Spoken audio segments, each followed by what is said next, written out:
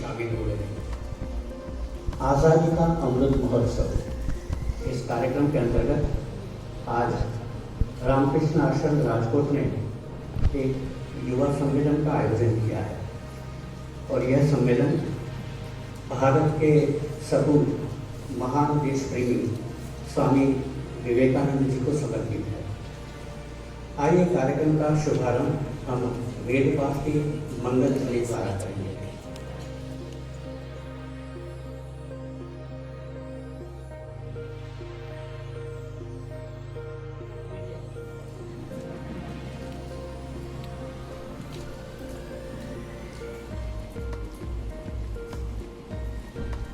Is this coming down? Or is it stuck?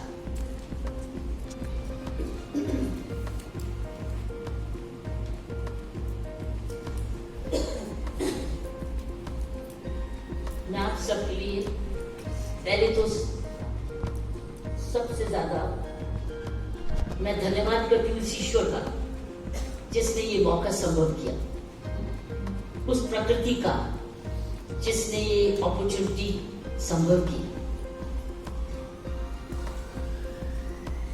उन सभी साथियों का जिन्होंने मुझे इसके काबिल बनाया, मेरे माँ बाप, मेरा परिवार, मेरी काम की स्थिति और उस ईश्वर की ग्रेस। क्योंकि ये अपॉर्चुनिटी साथियों समझ के जाना, ये बाय एक्सीडेंट नहीं आती। कोई मंदिर और कोई भी पूजा के स्थान पे बाय चांस नहीं आता है, उसको बुलाया जाता है, कान से सुना ना जाए। Actually it's a spiritual invitation. इसीलिए मुझे जब भी रामकृष्ण मिशन से इन्विटेशन आया, मेरे लिए it was an invitation from the almighty power. It was a power, invisible power. So याद रखना, आपके लिए भी आज आना ये आपका भाग्य है, क्योंकि जो आप यहां से सोच नई लेके जाएंगे वो आपके भाग्य में निर्माता बनेगा। आपको नहीं पता चलेगा कि बिहेवियर में चेंज कैसे आई, लेकिन कोई ना कोई सोच यहां से वो बीज फटने लगेगा आपके अंदर और अंदर आपका फ्रूट देने लगेगा, आपकी वाणी से, आपके कॉन्टेक्ट से, आपके कर्मों से। तो इसलिए मैं उसका धन्यवाद करती हूँ सारी प्रकृति का, जिसने मुझे ये ऊर्जा दी, ये समझ दी,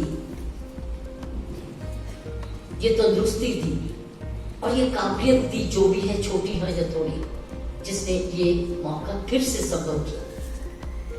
तो इसलिए मैं बहुत ज्यादा धन्यवाद करती हूँ स्वामी निखिलेश्वरानंद जी की। मैं पहली बार ही नहीं इनको मिली, जब से मिली एक नया ओकेजन पैदा हुआ, जैसे आज भी हुआ। आज भी पैदा क्या हुआ, सितंबर अक्टूबर में मायावती जाना। ऐसे करते हैं स्वामी जी। तो अब मेरे कैलेंडर में, तो मेरे कहने का मतलब है कि ये मुझे मायावती जाना था, इसलिए यहाँ आना था। तो ये लेकर जाओ कि आप बहुत भाग्यवान हैं कि आपको ये मौका मिला। स्वामी जी बता रहे थे बहुत सारे लोगों ने रजिस्टर किया, लेकिन आपको ही रजिस्ट्रेशन मिली, आपको ही सीट मिली। तो इसलिए धन्यवाद है, आपने किया जो आप यहाँ पर आ गए। कर्म किया, किसने करवाया? आपने कर्म किया कि किसी ने करवाया? अपने आप से सोचो। तो मैं भी ऐसे सोचती हूँ, मैंने कर्म किया लेकिन मेरे से करवाया भी गया। सो इसमें मैं नहीं है, किस तरीके से पढ़ाते और शेप करते रहते हैं अपने एथिकल एजुकेशन से और रूल ऑफ लॉ की इज्जत से। इसीलिए इसी प्रकार स्वामी आश्मानंद धरनाथ जी, आपको क्या मायावती मिलेंगे? आप हैं वही? नो, स्वामी आत्माश्वरानंद जी, ये हाँ कानपुर के। अभी हम कान मैंने देखा, कानपुर में मेरे कानों में आया, मैं अभी कानपुर गई थी। तो और कानपुर के जेलों में भी हमने रिफॉर्म किया शुरू। हाँ जी स्वामी जी, देखिए आपको जैसे स्वामी जी ने बताया कि एक छोटी सी संस्था है इंडिया मिशन फाउंडेशन, जब कानपुर में मुझे फ्लो का इनविटेशन मिला तो हम इसी प्रकार फ्लो इनविटेशन और कानपुर जेल को जोड़ा और फ्लो को कानपुर के साथ प्रिजन्स के साथ जोड़ा, जो लाइब्रेरी देने लग गए और बच्चों का वहाँ पर प्रोग्राम शुरू हो गया। सो इस पर कानपुर भी अभी 1-1.5 महीना हुआ है। Plan what you have to be earning now. What kind of life you want to lead now. When you grow up, you will have money, you will have energy, but no time that much. It's only now you have time and energy. So energy with time equal to skills and empowerment. But if wasted time and wasted energy means completely behind time. You'll be behind time, and time will try to push you, and you'll be being pushed all along. You'll be late all the time. You want to be ahead of time? Then time is now. You want to be behind time? Then it's not now. It's tomorrow. And tomorrow. Next.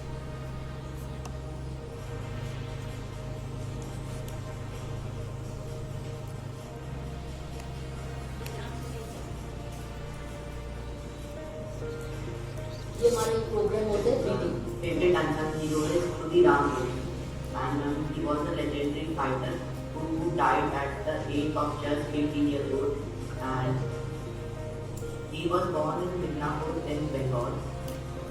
Now my unsung hero is Ram Govind Singh, who was from Dasratha village of Patna district. He got martyred with other 6 men while attempting to hoist the national flag on Patna Secretariat. Now he was about 16-year-old student studying in Bulbul High School. Unsung hero, Raji Ram. He was only 12 years old. He was born on 5 October 1929. He was the youngest freedom fighter of India. My unsung hero is Tirukur Robert. His name is Subhash Chandra.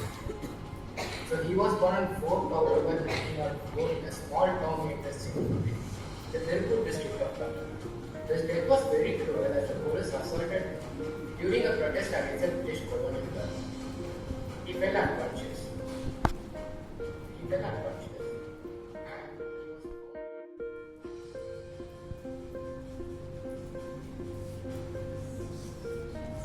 he was youngsters, you must know who gave you this and us the He freedom. had an objective to remove Britishers from the country, and they were all united for that goal. They were We youth. have comfort and Your we have age. comfort zone.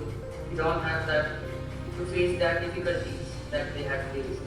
So I think that we are very much we should be very thankful to them for this support. Let's go to next. This is made by my foundation, India Vision Foundation, and a program called Demonstrated Learning. Next, every week we get children on our show of a webinar called Book Reading with Children, with Youth. Next. So we have compiled this film. Almost हमारे nearing 90 shows हो गए. उसमें अनिवार्य है कि हर बच्चा student unsung heroes को research करके पहले बताएगा 5 मिनट में उस बच्चे ने क्या रिसर्च किया। तो मैंने थोड़ी सी आपके लिए कंपाइलेशन की और उस कंपाइलेशन में ये नजर आया कि बहुत सारे बच्चे 14 साल, 15 साल, 16 साल, 18 साल जेल गए और यहाँ तक कि फांसी भी हुई उनको। हमारी जेलें सारी यही स्वतंत्रता ये फ्रीडम फाइट से लगी। Let's go to the next. Any problem? No, go to. Listen to this Vivekananda ji.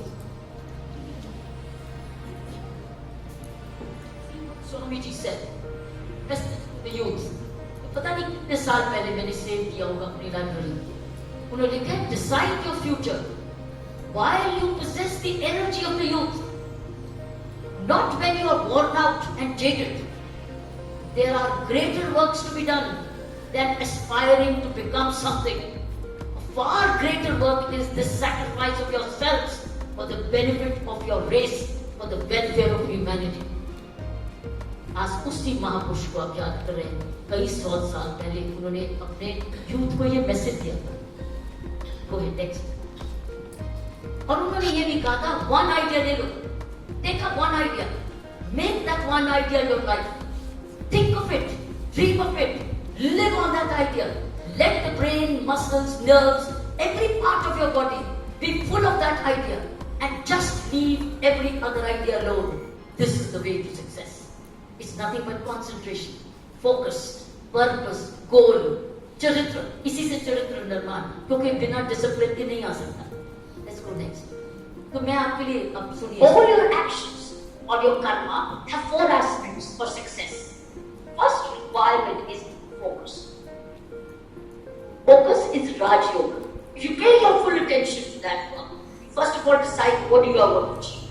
This is intention, and there is then action. Second is discrimination. When you do discrimination, it's Jnana Yoga.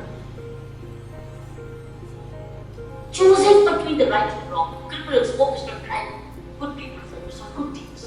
So when you are looking at good deeds, you choose a deed and you discriminate between the right and wrong. Third important thing which leads you to great success is devotion, which is bhakti.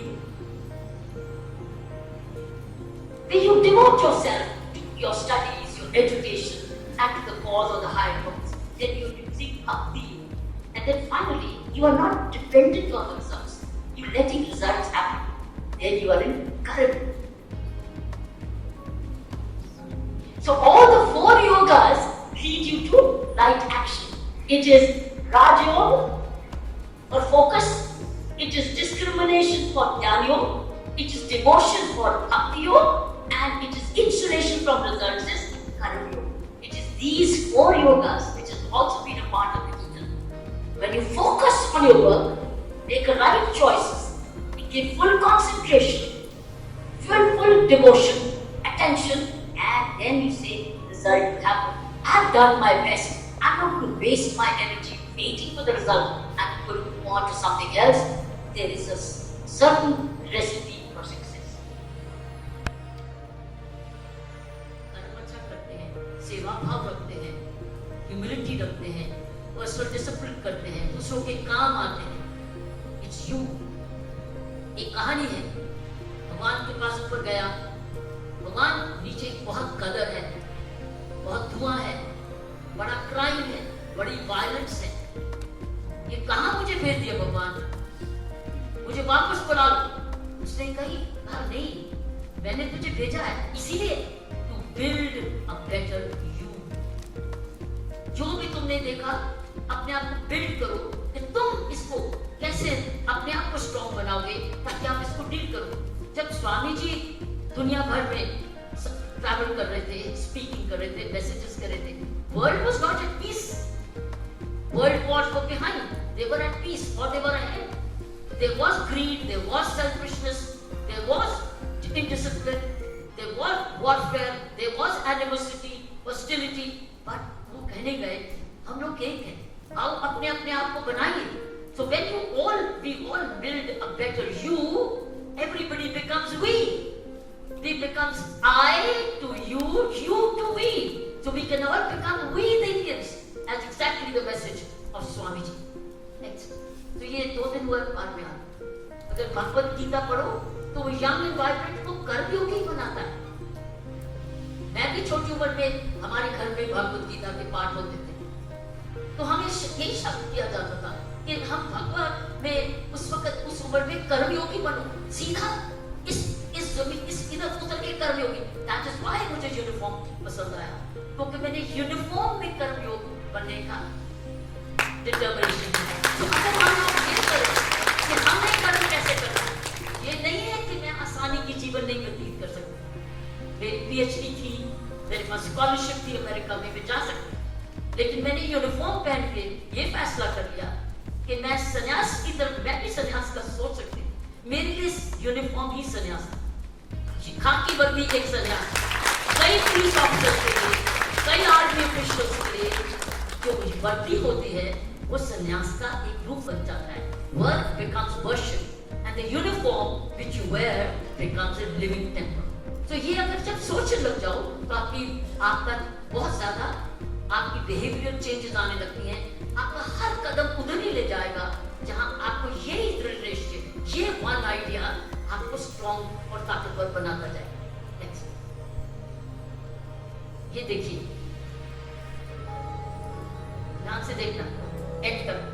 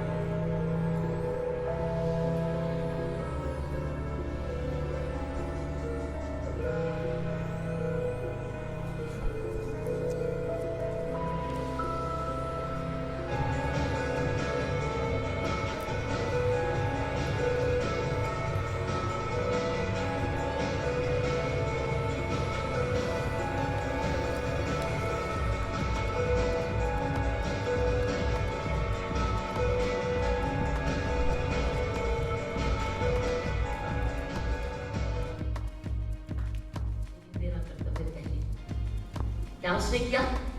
क्या उसने किया? एक कर्तव्य निभाया, एक अपने रूप से।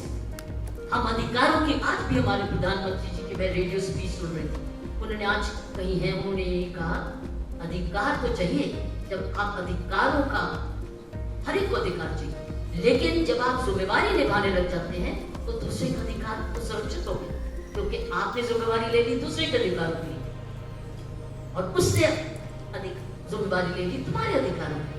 तो उसने क्या किया? इस लेडी ने खुद उसकी टांगे नहीं है दोनों, लेकिन उसने क्या किया? और ये कब सीखा जाता है साथियों? ये मैं आपके लिए क्यों लाई हूं? ये है उम्र सीखने की।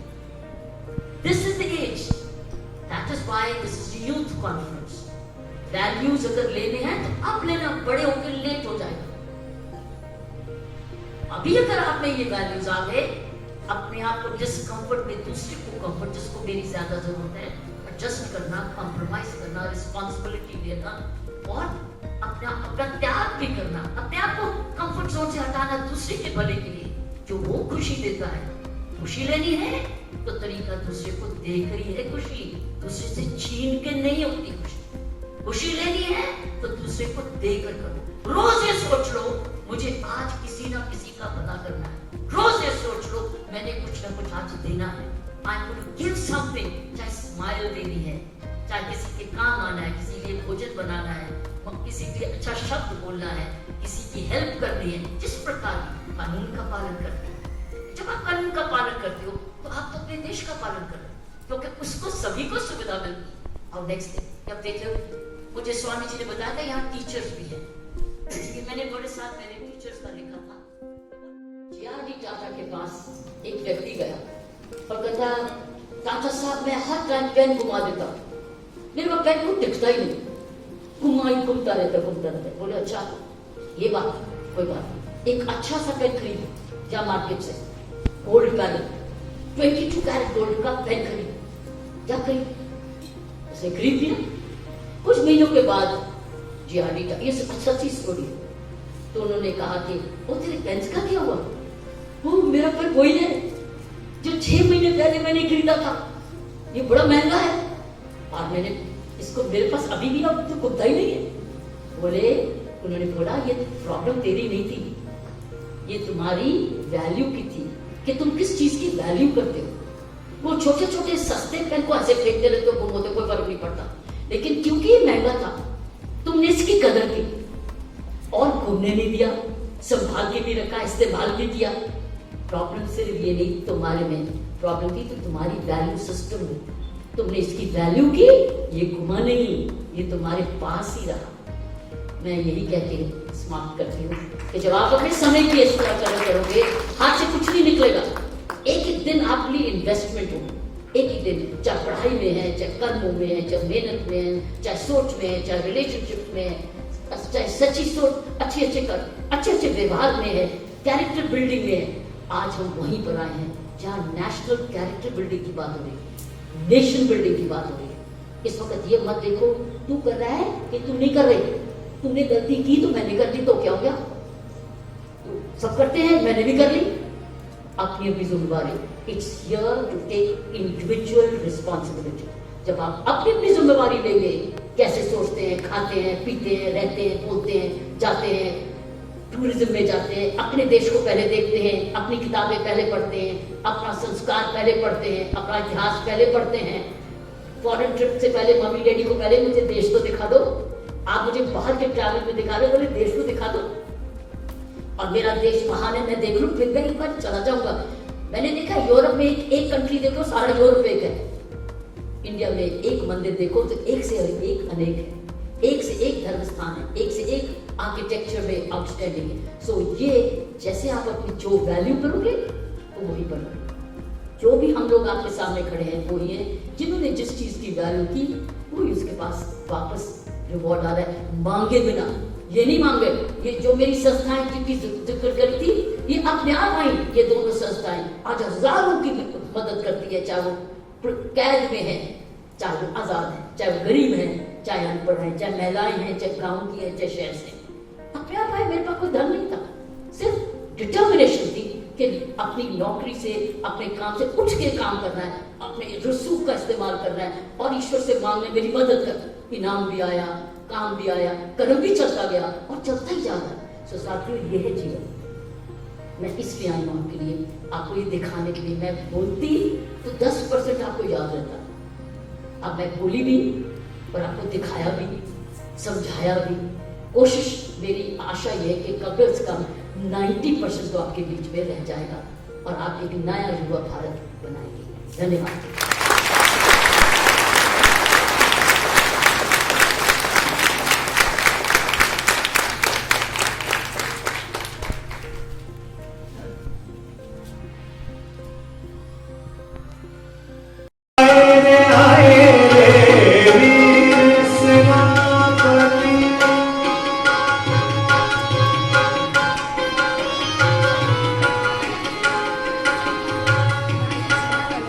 हे प्रभु तेरे चरण दास हम, हे प्रभु तेरे चरण दास हम, लेकर आए हैं जन्मों की प्यास हम, हे प्रभु।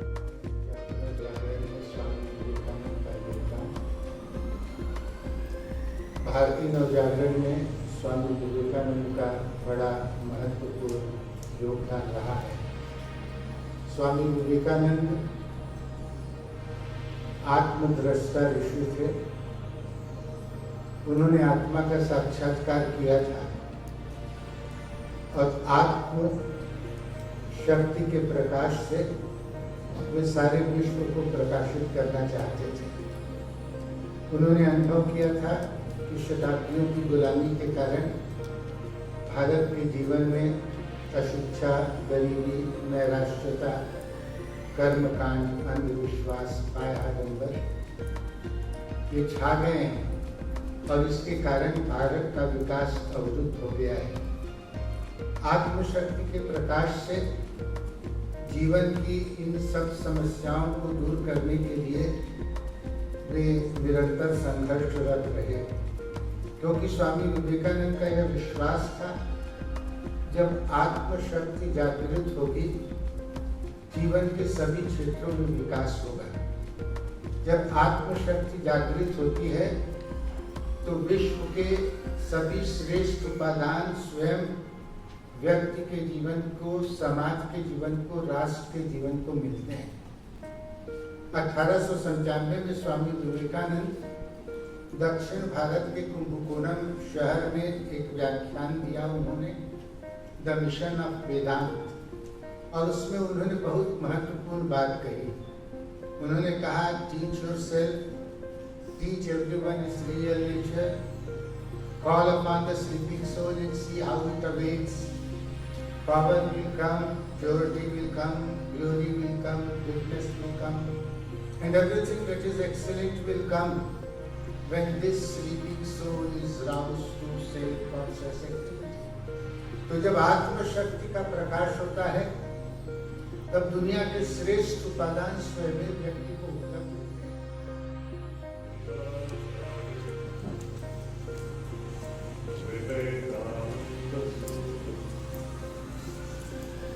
सच्चित् सुख स्वरूप स्वामी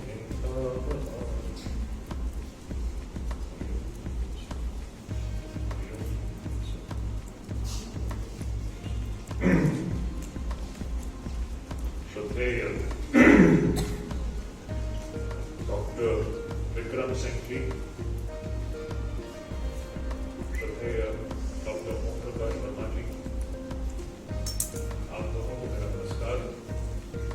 और दुनिया में यहाँ पर जो साधुगण बैठे हुए हैं सभी को मेरा प्रणाम नमस्कार। और श्रद्धेय श्रोता जी, प्यारे भाइयों, आप सभी को मेरी शुभकामनाएं और आज हम लोग यहाँ पर एकत्रित हुए हैं स्वामी विवेकानंद के जो संदेश है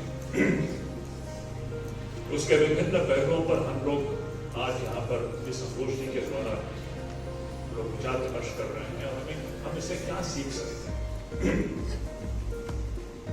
तो अभी हमने यहाँ पर ओम प्रकाश वर्मा जी से बहुत ही अच्छी अच्छी बातें सुनी, विशेष करके स्वामी विवेकानंद किस प्रकार राष्ट्रीय जागरण में वे सर्वश्रेष्ठ और सर्वप्रथम ऐसे एक महान चिंतक और राष्ट्र को गठित करने वाले प्रथम वह आध्यात्मिक नेता और अब ओम प्रकाश वर्मा जी की ही बातों को थोड़ा सा मैं वहीं से मैं इस मुद्दे को थोड़ा सा आगे बढ़ाता हूं। सच्ची बात तो ये है कि मुझे जो भी कहना था उसमें से बहुत सारे मुद्दे तो ओम भैया ने पहले ही कह डाले। तो जो भी हो, मेरा विषय है स्वामी विवेकानंद और भारत का भविष्य, इंडिया फ्यूचर, भारत का भविष्य और स्वामी विवेकानंद ने इस विषय पर क्या कहा। The forest trouble seems to be coming to an end at last. The seeming corpse appears to be awakening. India, this motherland of ours, is awakening from a deep, long slumber. Never again is she going to sleep anymore. No outward power is going to hold her back anymore. None can resist her anymore. For this infinite giant is awakening on her feet. ये स्वामी जी का जो चित्रीकरण है, जिसमें स्वामी जी बहुत कुछ कह गए, इन शब्दों के पीछे 1000 साल की इतिहास छिपी हुई। स्वामी जी कह रहे हैं कि the longest night seems to be passing away. ये जो लंबी एक जो रात थी, एक निद्रा, जैसे कि भारत सो गया था, 1000 वर्ष के इतिहास को दर्शा रही है। The longest night seems to be passing away, and जितने भी हमारी जो कठिनाइयां हैं, परेशानियां हैं, स्वामी जी कहते हैं, वो सब मुझे अब खत्म होती सी नजर आ रही है। ये रात खत्म होती सी नजर आ रही है। ये भारत जो सोया हुआ था, मैं देख रहा हूं, ये भारत अब जग रही है। अब इसे कोई रोक नहीं सकता। कोई विदेशी ताकत इसके प्रगति के मार्ग का रोड़ा नहीं बन सकता। None can resist her anymore. तो यह एक अत्यंत ही सुंदर एक चित्रीकरण है स्वामी विवेकानंद का, जो भारत के विषय में कहते हैं। अब देखिए, परम श्रद्धेय डॉक्टर ओपी वर्मा जी, परम पूज्य स्वामी आत्म श्रद्धानंद जी महाराज, समस्त परम पूज्य संत चरण ब्रह्मचारीगण, मातृशक्ति, देवियों और सज्जनों, डॉक्टर ओपी वर्मा साहब के सारगर्भित वक्तव्य, स्वामी शुद्धिनानंद जी महाराज के ओजस्वी वक्तव्य के बाद मेरे लिए कुछ कहने को बचता नहीं है। मैं तो यही सोच रहा हूं कि मेरे तो कुछ बचा ही नहीं, लेकिन नाइट वॉचमैन होने की वजह से कुछ न कुछ तो मुझे कहना ही।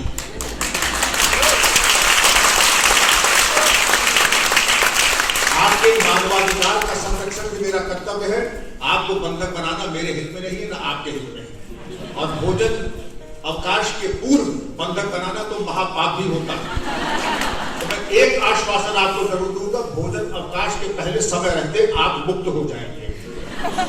इसलिए भय और आतंक अपने चेहरे से मिटा दें। आपके चेहरे की मुस्कुराहट ईश्वर का हस्ताक्षर है आपके चेहरे पे, उसको वैसे बने रहने दें।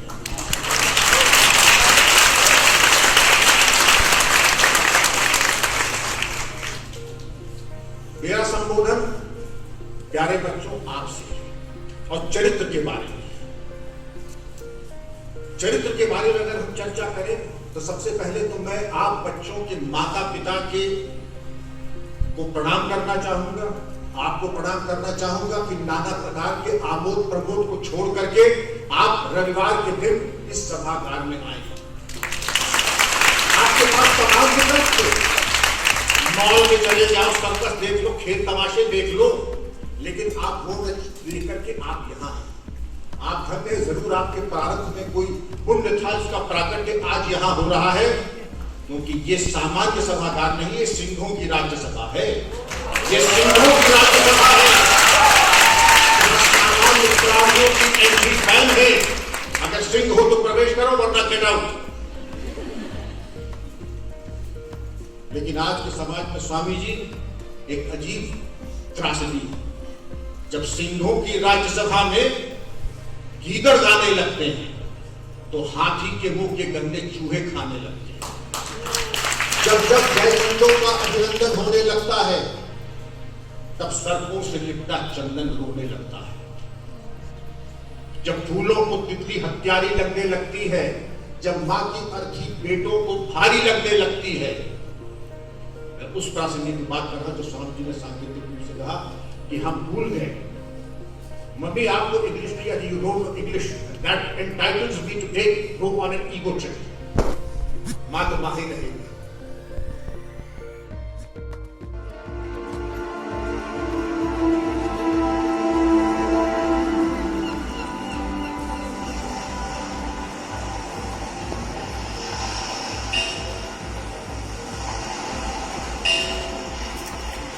Margaret Elizabeth Noble Reverend Samuel Richmond Noble की बड़ी बेटी थी।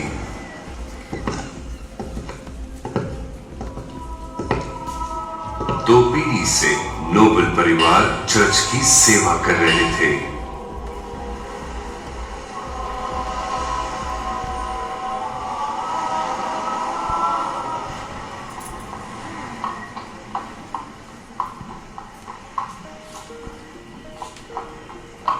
काश मैं घुड़सवारी कर पाती। नहीं मेरे बच्ची, ऐसा नहीं हो सकता। बेचारे घोड़े पे पहले से ही दवाइयां और सामान लदे हुए हैं। मगर पिताजी, मैं थक गई हूँ। ईश्वर की सेवा करने से कभी भी थकना नहीं, समझी मेरी बच्ची?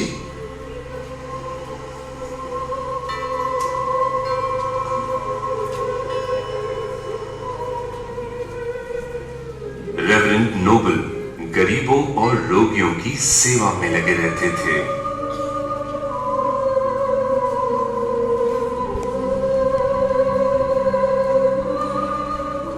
बहुत जल्द विरासत में उनका ये गुण मार्गरेट में आ गया।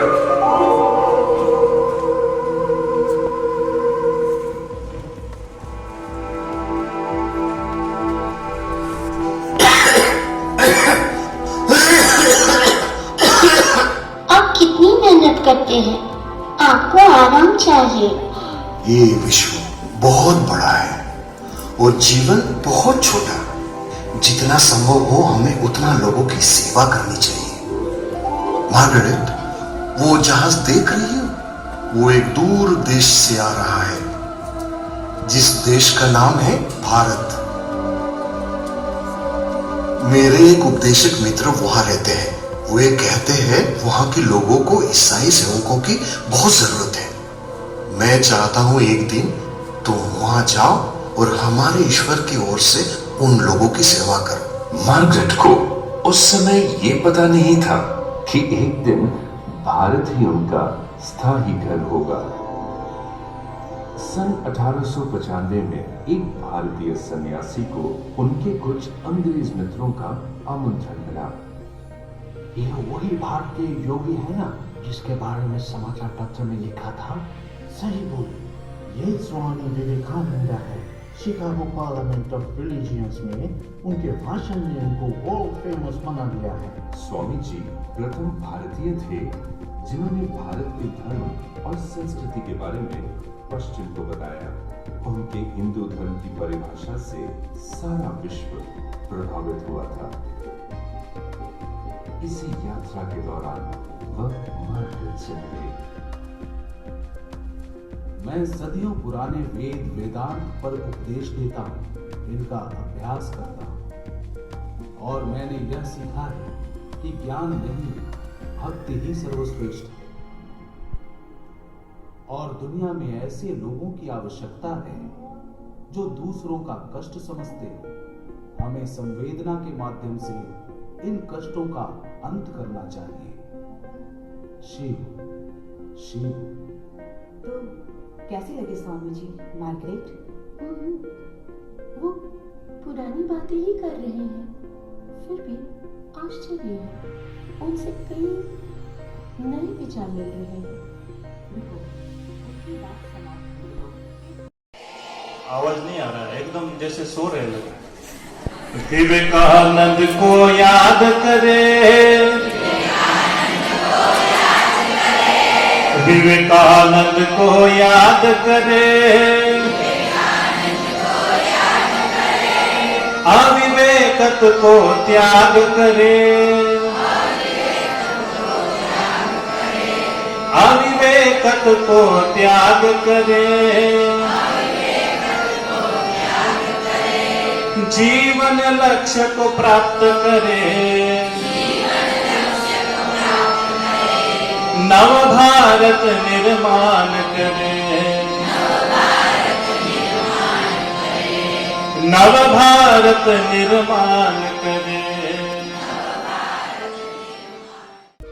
जहाज में थे, उस जमाने में तो हवाई जहाज आए नहीं थे, तो जब जहाज में आ रहे थे तो उनके वेशभूषा को देखकर कुछ मिशनरीज ने आके उनके साथ थोड़ा कोई तर्क वितर्क करने के लिए प्रयास किया।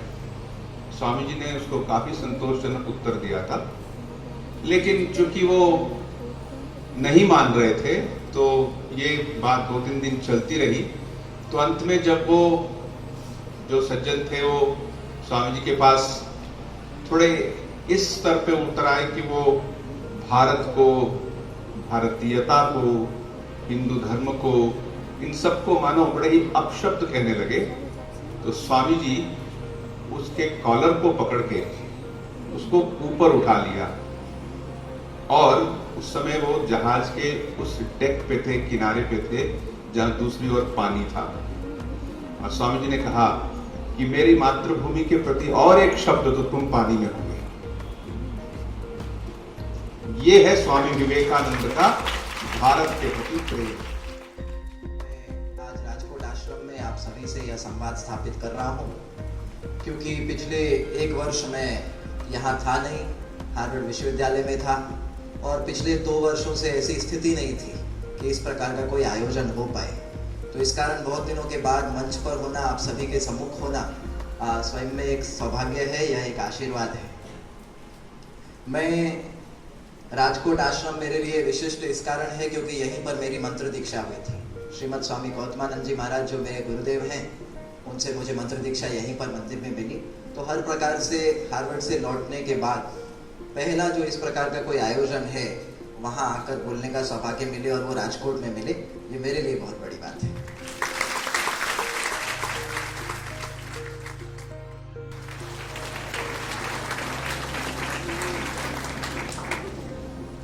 સ્કૂલમાં 7 પીરિયડ હોય, આ છેલ્લો પીરિયડ,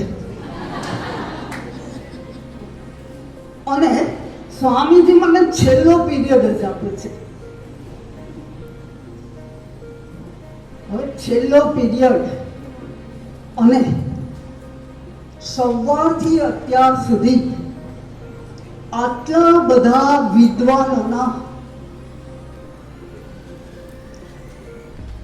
વિદ્વતાપૂર્ણ અને પ્રેરક પ્રવચનોથી જ્યારે તમારું મન મસ્તિષ્ક છલાછલ ભરેલું હોય તો મારે એમાં શું